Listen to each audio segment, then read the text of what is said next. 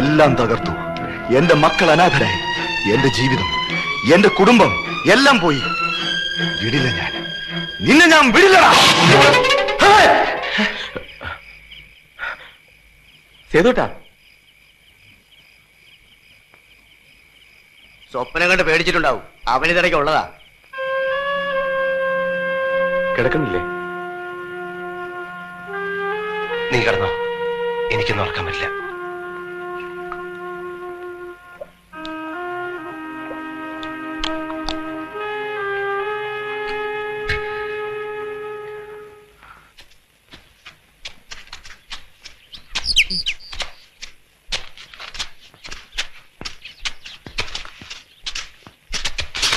സേതുമാധവനെ ഉടനെ ഓഫീസിലേക്ക് കൊണ്ടുവരാൻ സൂപ്രണ്ട് പറഞ്ഞു. എന്താ? അയാളുടെ റിലീസിംഗ് ഓർഡർ എത്തിയിട്ടുണ്ട്. സേതുമാധവൻ, തന്റെ റിലീസിംഗ് ഓർഡർ വന്നു. സേതുട്ടാ,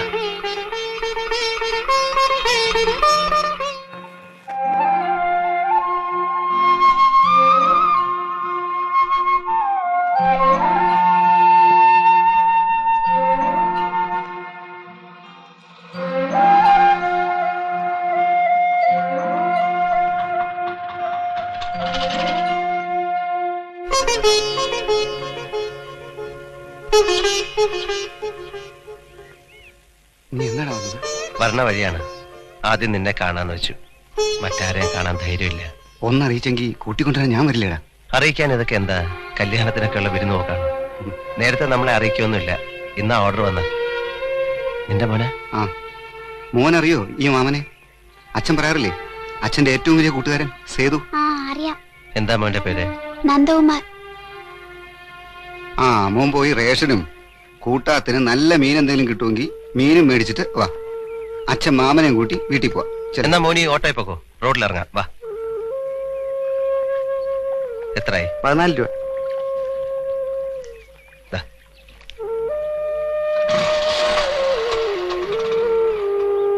ഞാൻ നിന്നെ കണ്ടിട്ട് പോണെന്ന് കരുതിയാ വന്ന. പിന്നെ ഇന്നിനെ ഞാൻ വിടൂല. കണ്ടിട്ട് 3-4 വർഷമായില്ലടാ. ജയിലിൽ വന്നാ വരണ്ടാന്ന് പറയും. കത്തയച്ചാ മറുപടി എഴുതൂല.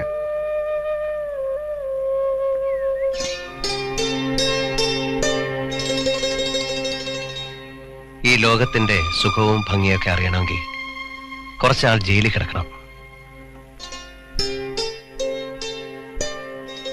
ഏതായാലും എനിക്ക് സന്തോഷമായി. ആദ്യം എന്നെ കാണാൻ വന്നല്ലോ നീ. റിലീസിംഗ് ഓർഡർ എത്തിയെന്നറിഞ്ഞപ്പോ ആ മതിൽക്കെട്ടിന്റെ ഉള്ളിൽ നിന്ന് എങ്ങനെയെങ്കിലും രക്ഷപ്പെടണമെന്നായിരുന്നു. പുറത്തിറങ്ങിയപ്പോഴാണ് ഇനി എങ്ങോട്ടെന്നുള്ള ആലോചന. എന്നെ കണ്ടാൽ മുഖം തിരിക്കാത്തവരാരൊക്കെ ഉണ്ടെന്ന് എനിക്കറിയില്ല. എന്നാലും നീ ഉണ്ടാവുമെന്ന് തോന്നി. ഞാൻ എന്നും ആലോചിക്കും നിന്നെ പറ്റി. നമ്മൾ ഈ വഴി സ്കൂളിൽ പോയതും കളിച്ചതും വളർന്നതും ഒക്കെ. ഓർമ്മയുണ്ടോ ഈ പാലം? ദേവിയെ കാത്ത് നമ്മളിവിടെ വന്നിരിക്കാറുള്ളത്.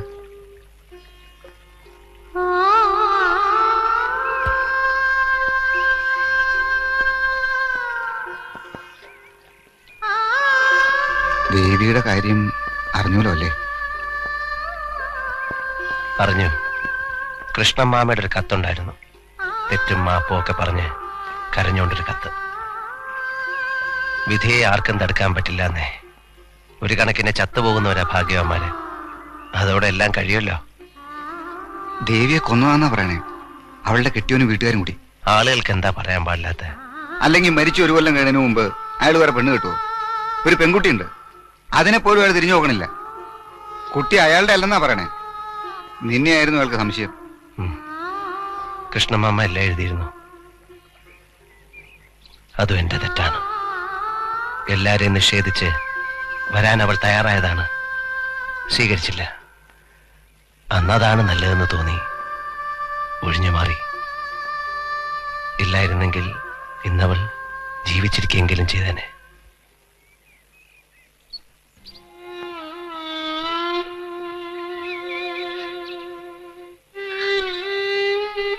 ഇന്ന് ജാമ്യത്തിലിറങ്ങി. നിശ്ചയം കഴിഞ്ഞു. കരയരുത്. ഞാൻ സമ്മതിക്കില്ല. എന്നെ കൊണ്ടുപോകണം. ഈ നിമിഷം ഞാൻ വരാം. എന്നിട്ട് നമുക്ക് ഒരുമിച്ച് ജീവിക്കണം.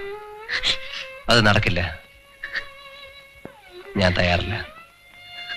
എനിക്കെല്ലാം നഷ്ടപ്പെടുകയാണ്. നീ എനിക്ക് നഷ്ടപ്പെടണം. മുത്തശ്ശി മരിച്ചപ്പോ ഞാൻ തറവാട്ടിൽ പോയിരുന്നു. അന്ന് അച്ഛനെയും അമ്മയും രമേശനെയും ലതയൊക്കെ കണ്ടിരുന്നു. നിന്നെ പോയി കാണാറുണ്ടോന്ന് ഞാൻ അച്ഛനോട് ചോദിച്ചു. മറുപടി ഒന്നും പറഞ്ഞില്ല. പിന്നെ ഞാനൊന്നും ചോദിച്ചില്ല. തുടക്കത്തിൽ 4-5 പ്രാവശ്യം അച്ഛൻ ജയിലിൽ വന്നിരുന്നു. വന്നാ മിണ്ടാതെ അങ്ങനെ ഇരിക്കും. ചോദിച്ചാൽ എന്തെങ്കിലും പറയും. പെൻഷൻ ആയതിനു ശേഷം വന്നിട്ടില്ല. ഇടയ്ക്ക് ലത 2 വരി കുറിച്ചിടും. ലത ഇപ്പൊ നാടകത്തിൽ അഭിനയിക്കാൻ പോവാന്ന് കേട്ടു. അടുക്കളയും പാത്രങ്ങളും കിണറ്റ് വെള്ളമായിട്ടൊക്കെ നടന്ന പെണ്ണ. അതിനുശേഷം അച്ഛൻ എന്നെ വന്ന് കാണാണ്ടായത്. ഞാൻ ചോദിക്കുന്നത് പേടിച്ചിട്ടാവും. പെൻഷൻ പറ്റിയപ്പോ കിട്ടിയതുകൊണ്ട് രാമപുരത്ത് വീട് വെക്കേണ്ട ഒരു കാര്യം ഉണ്ടായിരുന്നില്ല. എന്നാൽ അത് പൂർത്തിയാക്കാൻ പറ്റിയോ? അതുമില്ല. തറവാട്ടിലിപ്പോ കൃഷ്ണന്മാനും അമ്മായി മാത്രമേ ഉള്ളൂ. അവിടെ വന്ന് താമസിക്കാം. കിട്ടിയ കാശ് കൊണ്ട് ലതയുടെ കല്യാണം നടത്തായിരുന്നു. പിന്നെ എന്തെങ്കിലും ഒരു പെട്ടിക്കടയോ മറ്റോ തുടങ്ങായിരുന്നു. അച്ഛനെ നിനക്കറിയില്ലേ, ആരുടെ മുമ്പിലും തലകുനിക്കില്ല. കൃഷ്ണമാമൻ എപ്പോഴും പറയും, നിന്റെ അച്ഛൻ അഭിമാനിയല്ല, ദുരഭിമാനിയാണ്. അങ്ങനെയുള്ള ഒരാള് അമ്മയുടെ തറവാട്ടി വന്നിക്കോ? മോളെ നാടകത്തിന് വിടുന്നത് അഭിമാനാണോ? എനിക്കറിയില്ല അച്ഛനിതെങ്ങനെ സഹിക്കണമെന്ന്. ഇതൊന്നും കാണണ്ടെന്നും കേൾക്കണ്ടെന്നും വെച്ച പരോള് പോലും ഞാൻ വേണ്ടെന്ന് വെച്ചത്. 8 കൊല്ലം തടവ് ശരിക്കും അനുഭവിച്ചു. ഞാൻ എന്നെ ശിക്ഷിക്കുകയായിരുന്നു. നീ വിഷമിക്കൊന്നും വേണ്ട, ഒക്കെ ശരിയാവും. ഇല്ല, പോയതൊന്നും തിരിച്ചു പിടിക്കാൻ പറ്റുമെന്ന് തോന്നുന്നില്ല. ഞാനൊരുത്തൻ മൂലം എത്ര ജീവിതങ്ങളാണ് പാളിപ്പോയത്. ഇങ്ങനെയൊക്കെ സംഭവിച്ചത് നിന്റെ കുറ്റം കൊണ്ടല്ലോ. പിന്നെ ആരുടെയാണ് കുറ്റം? ജോസിനെ കൊന്നത് കുറ്റമല്ലേ? ഒന്നും എനിക്ക് ഓർമ്മയില്ല. പക്ഷെ ചോരയുടെ പച്ചമണം ഇപ്പോഴും മൂക്കിന്ന് പോയിട്ടില്ല. പിന്നെ അയാളുടെ കരച്ചിലും. അയാൾക്കും ഇല്ലേ അച്ഛനും അമ്മയും ഭാര്യയും മക്കളും? ചില രാത്രിയിലെ സ്വപ്നത്തിൽ കാണായല്ലേ എന്റെ മുഖത്ത് കൈ ചൂണ്ടി പറയും, എന്റെ കുടുംബം തകർത്തു, എന്റെ കുട്ടികളെ അനാഥരാക്കി. ശരിയല്ലേ? എന്തൊക്കെ തകർത്തടാ ഞാൻ? ആരെയൊക്കെ തകർത്തു? എത്ര കുടുംബം?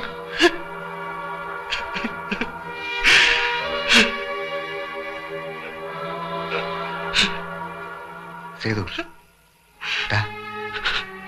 എന്താ ഇത്?